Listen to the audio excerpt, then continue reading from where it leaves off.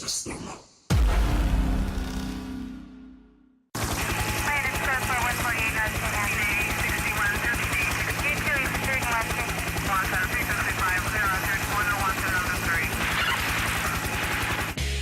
How you doing? Getting beat up by 9 guys in Syracuse, to me, there's not a whole lot of shame in. This is the Heel to the Face podcast with your hosts, Jared Wicks and Brandon Icebreaker Clements. Tweet us using the handle at Heel to the Face. Woo! Woo! Woo! Woo! Woo! Woo! The bell is rung, so let's step in the ring with your hosts, Brandon and Jared. This is the Heel to the Face podcast. We're on the road to Fastlane, a very busy week in the WWE and professional wrestling, most importantly, the WWE, as we're on the road to Wrestlemania, Fastlane, and much more. On my right, if you're watching us on YouTube, that is Brandon the Icebreaker Clements. You can find him on Twitter at Icebreaker21. Myself at Jared Wicks. You can find me on Twitter at KRockJared. And without further ado, let's get this week's edition of the show officially underway. Ladies and gentlemen, this is the main event of the evening. With a 20-minute time limit. So it seems like there's one of these weeks every single year where you're watching on the road to WrestleMania, and it seems like a slow road to WrestleMania. Yes. And then normally what we saw this past week in WWE happens, what I would say, the night after the final pay-per-view before WrestleMania. Let's say Fastlane, the night after Fastlane. And what I mean by that is we have 2 or 3 matches for WrestleMania kind of ideas, and then boom, it's like the card is set. Yeah. Literally in one night. Yeah. Roman's back. Batista Triple H is on. I mean, yeah. it was a good week. Kevin and Kofi KO's Kingston. A lot of people, and I don't know how I feel about this. Kofi Kingston's out because it looks like he's going to be in not the main event, but Kofi versus Daniel Bryan at WrestleMania. He was on fire. He's been on a roll, man. I you know what? I don't like the way they did it. Yeah, Kofi, you don't deserve it. Well, they're giving the Daniel Bryan treat. Yeah, I think that's what it is. I think because he's so hot, they want to kind of play with it a little bit more. What I mean is Kofi Kingston, not necessarily so hot, but essentially a fan favorite. It was Vince's way of pulling it back and saying, whoa, let's not just, they made him John Cena overnight. Let's not just make it John Cena. Let's put a chip on his shoulder. Let's actually give it some sort of depth than just, hey, he put on a good performance. Let's put him in a main event. Let's see where we can take this. Let's actually give it some depth. It's kind of the Daniel Bryan treatment. Daniel Bryan was a big fan favorite, but there wasn't much depth to the story of Daniel Bryan. It's just he's a good wrestler. Everyone likes him, and he deserves a shot. And then they kind of made it so that he had to, storyline wrestling that's scripted, more intrigue, more interest. Now when he faces Daniel Bryan, it won't just be because he had a good performance. Now it'll be the chip on his shoulder, defying everybody. Maybe it'll give him some edge. Maybe it'll have him do some stuff in the back to earn that shot, flip some tables. That's the only thing that should come out of this. Because Kofi's kind of like that fun-loving, has a good time, New Day thing. But if you put Kofi with a little extra kick, I like it. I think he needs a little bit more of a little, he need not so much maybe a complete character change, but maybe a little edge to him, like you said. And it's just very interesting now because of the fact that I was sitting here thinking like, all right, Kofi Kingston, it's a good story, but it's right where it belongs, meaning in the non-important pay-per-views. Get it out of the way so Daniel Bryan can face AJ Styles or someone along the line for WrestleMania. Yeah. But now they're going to move this to WrestleMania, and it really, I love Kofi Kingston and all, but again, I felt Kofi Kingston, this is where that story belonged. WrestleMania is not even SummerSlam. It's not even Survivor Series. It's WrestleMania. So yes. Kofi Kingston for the world belt at WrestleMania. You're going to hate me for saying this, but this is exactly why I like that Brock Lesnar is the champion on the other side. Oh, stop. Stop with Brock. But this is why, because of the fact that what we have with one when you have 2 championships, it's a foregone conclusion when you have the 2 championships that one of them essentially is relegated to being the IC title or just not important. Remember WrestleMania 28, I think Jericho and Punk were going for the belt, but Daniel Bryan and Sheamus had that 18-second match for the other belt earlier in the night. That's why I like Brock Lesnar as champion, because at WrestleMania, that's your main event for the championship.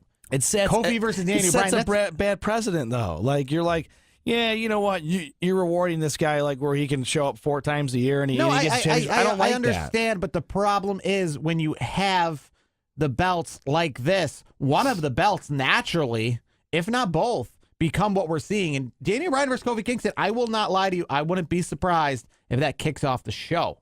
We're talking not main event. We're talking as soon as the pyro's done, Daniel Bryan, Kofi Kingston's music hit. That kicks off the show because that's where Alberto Del Rio and Edge kicked off the show at WrestleMania 27 for the world belt. That's where Sheamus and Daniel Bryan kicked off the show at 28 for the world belt. I want to say 29, Jack Swagger and Alberto Del Rio. That was the second. Yeah. That was the second or third match on the card.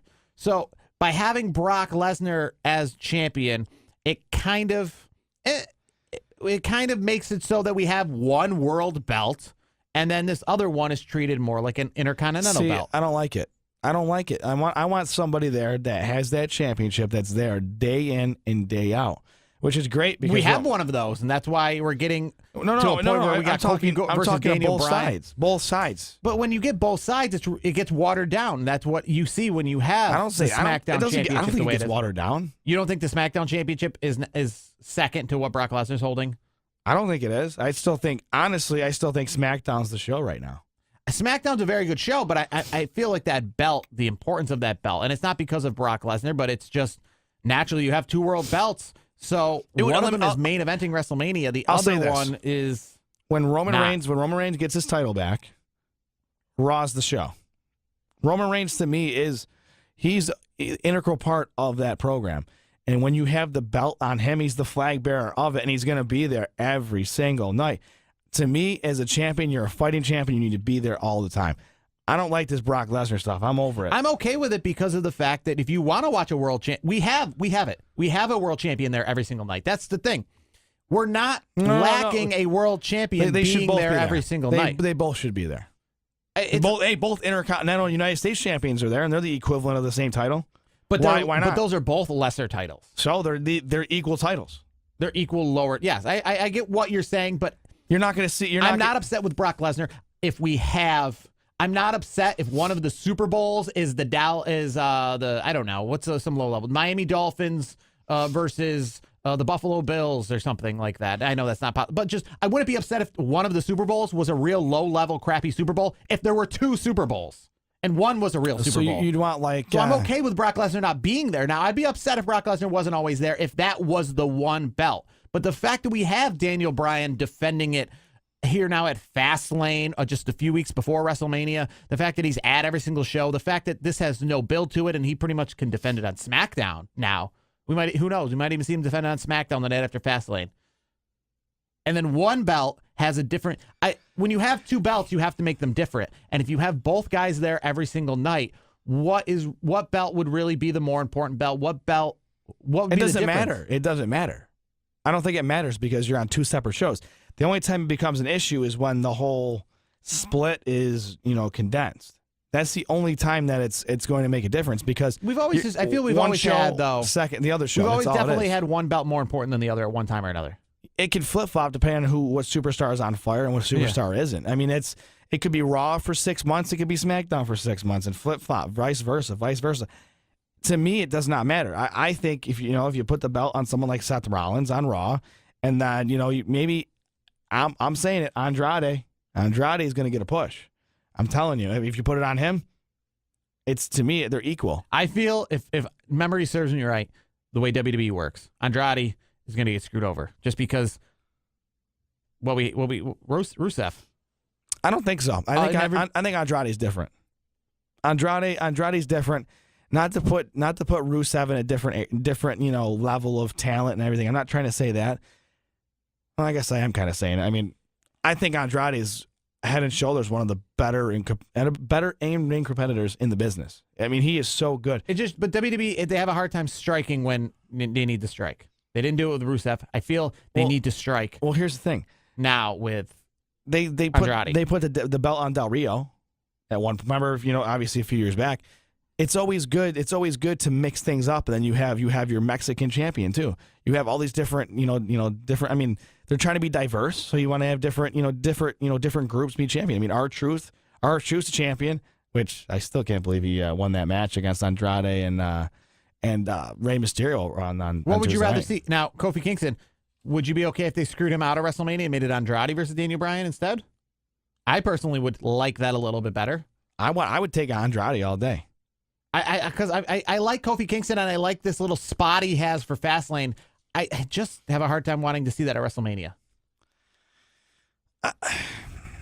If you're gonna, I mean, Daniel Bryan's push for WrestleMania 30 was a little more in the works, and Daniel Bryan was legit. well, they threw the Kofi Not saying thing Kofi in. Kingston isn't legit, but come on, they're really making Kofi Kingston a contender, like similar to how they made JBL a contender. Remember, JBL was Bradshaw for a decade, and then overnight you turn on SmackDown, and he's a singles competitor from Wall Street, and then a month later he's a champion, and all of it just like that. I will say this: JBL also became champion in the one of the weakest times in WWE history. Honestly, they had nobody else left. Everybody else left. Rock's gone. Stone Cold's gone. I mean, they kind of did this to Jinder Mahal. I mean, at WrestleMania, he was on the pre-show Battle Royal, and at Backlash, he's leaving with the world belt. Yeah, I still can't believe that run, Jinder Mahal. I mean, that's it's nuts. Kofi Kingston. At the Royal Rumble, he comes out as number 15, does his little thing. And then at the Elimination Chamber, he's almost the world champion. Don't do that to Kofi. Kofi's on a better level than Jinder. Come on. See, I don't know if that's necessarily true because How of the is it fact not that true? at least Jinder has the heavyweight makeup. He has the look of a heavyweight champion. So look doesn't. I mean, yes. I mean, look is important to Vince. I get it, but no, Kofi Kingston has been part of the. I mean, I'm not a fan of New Day, but New Day's been on fire for a long time, and they haven't run out of steam. But not one of them have ever been anybody by themselves. Kofi has. Kofi's had a few runs. They did that on SmackDown this past week. They showed his highlights of winning the U.S. belt and all that back in 2009. Go back to 2009. That's one of the worst years in professional wrestling. Here's the thing: they've never used Kofi the right way. That's the thing. Kofi's been a good wrestler. If I was taking anybody out of New Day, I've always liked Kofi. I think Xavier Woods he's a good mouthpiece, but I don't see much out of him as a singles competitor. Big E, I think Big E was when he came in. Big E, they were using him pretty good. He was kind of like the enforcer. Big E, yeah, he was the enforcer for Ziggler. He was the enforcer for Ziggler when I first saw him. But Big E to me he reminds me a lot of Rusev. They're just not going to use him. They're not going to use him the right way. You know, if once It's gonna be comic relief. that's all it is. It's going to be like that. You know, it's going to be like Rusev Day, but it'll be like Big E Day. You know, it's to me they're not going to use him right. I think the only person they potentially could use right, and they have used him right up until this week, was Kofi. Staying on SmackDown, moving away from Kofi Kingston, the guy who replaced him, looking good, I think. Kevin Owens. Yeah, he's still got the boiler in his belly there. He's still not Got some new tattoos. I mean, he's not. He's definitely. I feel he looked not like ridiculously thin. He's not Jonah Hill over here, but yeah, right. going from one to the other. But I feel he looks a lot fitter. He looks healthier. Yes, I'll give you that. He looks healthier. He also had double knee surgery. Yeah. So I mean, he's definitely moving around a lot better. You know, when I saw those other pictures of him looking really skinny, that was so deceiving. You know, I see him out there with his shirt, and I'm like, yep, that's the same old belly that I've seen before. That's why we keep the shirt on, you know? I think maybe it's in his face, in his legs. He was wearing skinny jeans when he went out there. I know, I wasn't expecting that, to be honest with you. He normally wears the big baggy shorts. Yeah. Yeah. I mean, he does look good. I'm not trying to discount that. He has lost weight, but I thought it was more drastic. I was expecting him to be more, not sucking the gut kind of thing, but I thought he was going to be. Maybe he did lose it and then put it back on, trying to get ready for the ring again. Maybe it was like right after surgery pictures. Yeah, and then he probably was, doing his bulking up, which I don't know what that entails, but. So we all knew it was the 1000th episode of SmackDown that kind of hinted at what we were going to get at WrestleMania, Bautista versus Triple H. And I have to say, sometimes, and this is why you put all the stock in WWE, this is why they disappoint us more times than not, because sometimes they do it right. And sometimes when they do it right, it makes us think that they're always going to do it right, or there's more chances for them to do it right. Yeah, okay. So, but at least, and when I say do it right, they did this right. We kind of had the hint of this being a thing, but I didn't see that happening. So wait, you didn't see Bautista? I saw Ric Flair coming out and having the party, and then that being it. I did not see the end of Raw. I did not foresee that. I did not know Bautista was there. I did not know this is how it was going to go about. Well, I didn't even know that it was still really on the slate. It was more like one of those like rumors. I felt like Triple H and Dean Ambrose were kind of going somewhere. Not really going somewhere, but they were going to maybe start picking that up pretty soon to do some of Dean Ambrose. And because Bautista, from what I heard, was talking to AEW, so maybe Triple H and Dean Ambrose they were starting to put that on the forefront of, hey, maybe this Bautista thing's not going to work what we thought it was going to work. And then boom, there it is. Like it's not a complete shock. When Bautista was there, I knew what he was doing there. But putting him in that spot, it was a shock to me right then and there. I did not see that coming. That part, yes. I knew he was going to be there. Yes. I mean, we knew that. Meaning how they're doing Charlotte, Becky, and Ronda, that is not the same way. We know where it's going, but I don't like how it's just kind of, it's not my way of going there. It's not going there as in, so I didn't see that coming and how it's going there. So I know we're at the preliminary build, I guess, of the Bautista and Triple H. You know, we assume that which it will happen. I mean, the match at WrestleMania. It's really the first star-studded match. Like, other than this, I was kind of wondering, like, where were we going to get a part-timer match at WrestleMania? We had nothing on the line. Let me ask you this. What's your excitement level for that match? I know it's early. It's pretty high because, to be honest with you, I like that stuff. Or I like at WrestleMania having, a lot of people don't like the part-timers, but, you know, again, I like it because SummerSlam, Raw, SmackDown, there's what? 1 million hours of wrestling every single week. What is going to set WrestleMania apart if you don't have some of the bigger names? Well, some of the nostalgia. Yeah, I like that at WrestleMania. Because what really makes it any different, WrestleMania versus Elimination Chamber? Not too much. Kofi Kingston and Daniel Bryan is one of your matches. I don't mind it. I mean, okay. I don't want to see Snooki wrestle. No, I don't want to see that. But I Batista Triple H, that's a good match. That's fine. I'm okay with that. You don't need to have 1 million of those kind of matches. Even if you sprinkle in 1 or 2, that's fine.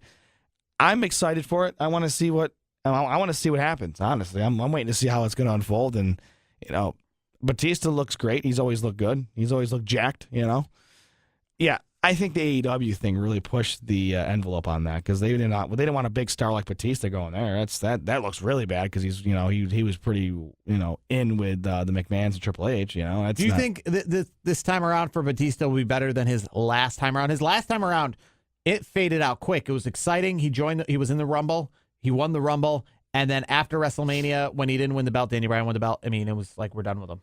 I mean, it was like a 3-month excitement just died right off because everyone was on the Daniel Bryan train. Yeah, Bautista. Do you think this time after WrestleMania you might have some more fire behind Batista, some more interest? I hope so. If he wants to stick around, if he wants to go for the world belt, kind of thing. If he wants to stick around, we got to put him in a good storyline.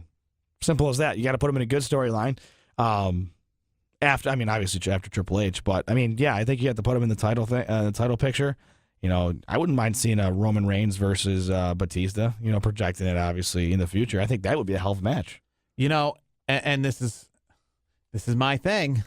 So, I mean, I've been talking to a few people and these are not strong cases, but Vince McMahon is somebody who, whether you like it or not, he likes what he likes. He's going to do what he's going to do, kind of sometimes to screw the fans over in a way, just because he has a bigger vision, whether that's right or wrong.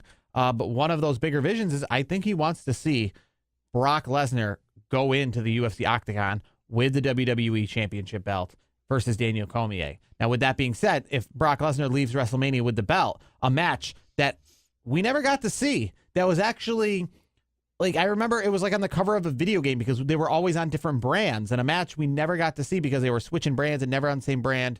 And I always wanted to see, even when Brock Lesnar wasn't that great back in the day, was Brock versus Batista. Yeah, that was. In like 2003, 2004, we're like, we ever going to see this? I remember SmackDown versus Raw when that became a video game. Like, it was like those two guys looking at each other. And they had like the storylines and everything in it. Yeah. It was, because it was Brock and Batista on the cover, right? I believe so, yeah. What was the name of that game? Well, SmackDown versus Raw. Is that what it was? There was the SmackDown games, and then they turned it into 2004. It became SmackDown versus Raw. Okay. And then SmackDown versus Raw 2006, 2007. So on until then it became like WWE, what it is now, like WWE 2K, 10, 11, 12. I like that old game. I think it was but they never cross pass. That was on PlayStation or PlayStation 2? Yeah, PlayStation 2, yeah. 3, 2. I know it was on 2 for sure. It's gonna be it was on 2 for sure. I don't know if it ever made it to 3. The storylines were good. Like you can have your own, you create your own character and you can have storylines. That was like the first But Bautista was in that was fun. Evolution. Brock Lesnar was on SmackDown.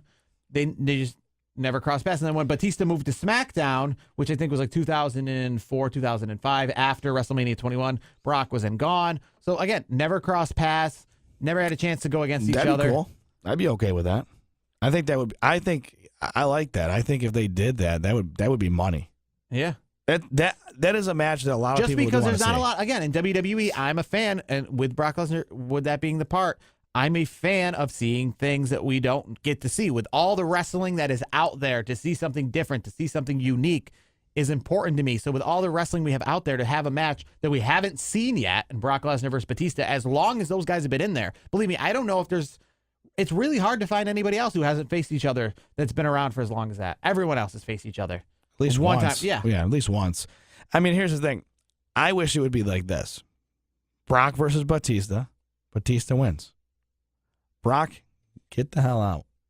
I want Brock out of WWE. And then maybe Bautista can kind of do similar what Brock does, similar. But again, be more not, the limited, but not as limited. Yeah, maybe not make the house show runs.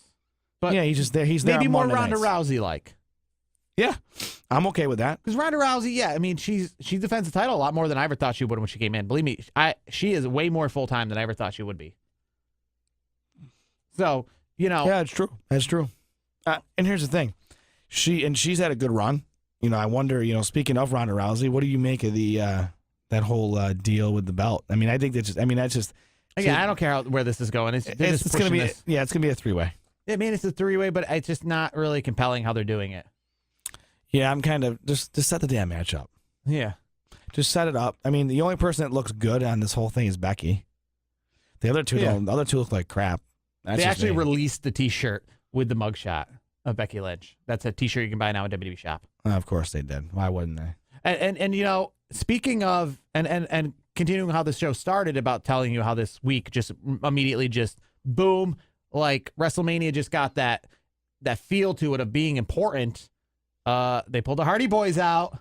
Yeah, And it looks like Hardyz nice. versus Usos looks like a potential WrestleMania match now we're heading towards. Yeah, what the hell was that? They pulled Matt Hardy out of their ass somewhere. Yeah. What the hell was that? It's not broken Matt Hardy. They pulled out the Hardy Boys. Yeah, that was. So that they pulled it. That's this WrestleMania reason. Well, the crazy thing was like the tweets that he was like, "Well, I could be okay with outside of WWE," and then, oh, you're back in the picture. That's it. Again, threaten that you're going to leave. But don't, and then maybe they'll give you a good, threaten you're gonna lose. They're gonna give you a title, a good storyline. I think maybe Dean Ambrose is doing this all wrong. Maybe he should have not said he wasn't gonna resign. Maybe just said he might resign, and then get a bigger storyline. Yeah, I mean, it's working for the Revival. It's working for the Usos. You got the Hardy Boys back in the picture. Hasn't worked for Naomi though. Yeah, well, WrestleMania is on the horizon. Yeah, maybe that's true. They could put her in the world title again. And, it's kind of funny. We talked about the world belt, kind of finished this thing out with the SmackDown belt. Having two belts, one belt is relegated to being the not important belt. No offense, Asuka, but yeah, Asuka's like that's not main eventing WrestleMania. No, Asuka's gonna be a kickoff show. Yeah, it really is. It's sad. That's what you get when you get two belts. This is what happens. I know. One's gonna main event WrestleMania. I don't like the dual brand. I really don't. I don't like this split brand crap. Let's just you know what, and not everybody has to be at Raw, not everybody has to be at SmackDown. It can be almost split but not split, you know what I mean? And just obviously I would keep the Intercontinental United States Championships. I mean, that's fine. They should make that. I mean, WWE's done that before, the Undisputed Championship, maybe they'll do that they just again. did it pretty recently. Or they'll do the Undisputed Tag Team Championships and then Undisputed Women's Champion. I could see that down the line. Well, it just stinks because naturally this is what happens. Yeah. Oh, yeah. It's funny, too, because SmackDown overall is the better show, but it has the lesser championship belts. Yeah, I mean, it doesn't have all the big names either. Like Roman Reigns, Finn Balor, Braun Strowman, Brock Lesnar, I guess. Ronda Rousey. Well, that's going to do it for this week's edition of the show. We'll talk more Roman Reigns next week. From what I've heard, he's advertised to be in a match at Fastlane. They only got 4 matches advertised, and the pay-per-view is next week. Yeah, by the way, before we go, glad he is back. I told you he was coming back soon. Yeah. I told you, and you know what? It was awesome. I didn't expect him to be physical. I figured he cut a promo, but that was cool. Him and Seth in a handicap match at Fastlane, it looks like, against McIntyre, Lashley, and Strowman. Or, what's the other bad guy? Corbin. Yeah. That's what's advertised, and, well, with only a week to go, I mean... Okay, that's probably what's going to happen. Yeah. We'll find out. I We'll guess tell we'll you see. for sure this Monday Night Raw from Philly. SmackDown's in Scranton. I'll wave to the crowd. Maybe, if you see me, I'll hand you a Halo to Face podcast business card. Let's do it. All right, that's it for this week's edition of the show. For Brandon the Icebreaker Clemens, you can find him on Twitter at Icebreaker21, myself at KRock Jared. Follow the program at Heel to the Face. Next week, we'll have our Fastlane predictions. See ya.